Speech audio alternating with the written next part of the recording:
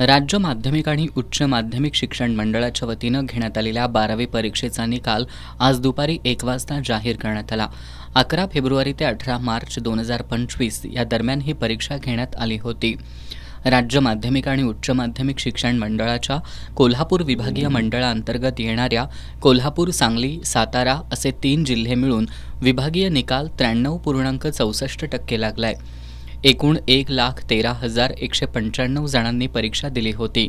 त्यापैकी 1,06,004 जण उत्तीर्ण झालेत। यावर्षी विभागानं राज्यात 4थ्या क्रमांकावरून 2ऱ्या क्रमांकावर मुसंडी मारली आहे। फक्त कोल्हापूर जिल्ह्याचा एकूण निकाल 94.40% इतका लागलाय, तर कॉपीमुक्त अभियानात कोल्हापूर विभाग राज्यात 2ऱ्या क्रमांकावर आहे। ही माहिती विभागीय मंडळाचे अध्यक्ष राजेश क्षीरसागर यांनी पत्रकार बैठकीत दिली।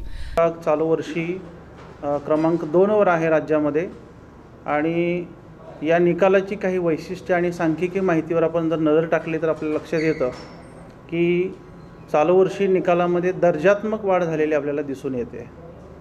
मागच्या वर्षीपेक्षा निकाल चालू वर्षी कोल्हापूर विभागाचा 0.60% कमी झाला असला तरी चालू वर्षी आपण कॉपीमुक्त अभियान राबवलेलं होतं।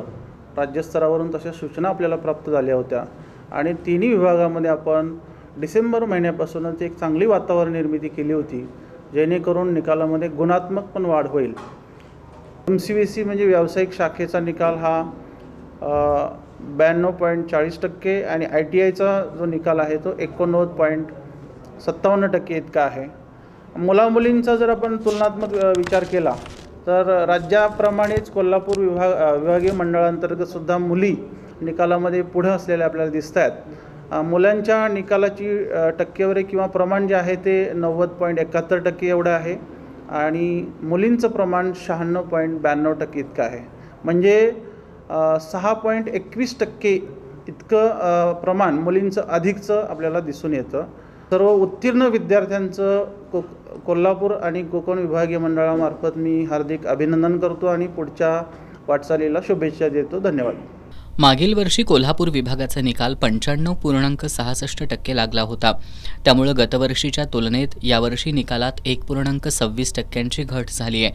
कोल्हापूर विभागात विज्ञान शाखेचा निकाल 98.63%, कला शाखेचा निकाल 81.69%, वाणिज्य शाखेचा निकाल 94.53%, व्यावसायिक शाखेचा निकाल 92.40%, तर ITIचा निकाल 89.57% इतका लागलाय, अशी माहिती क्षीरसागर यांनी दिली।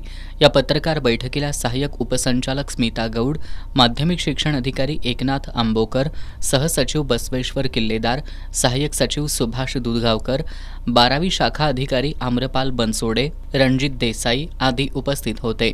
दरम्यान दुपारी 1 नंतर निकाल पाहण्यासाठी शहरातील अनेक नेट कॅफेमध्ये विद्यार्थ्यांनी गर्दी केली होती।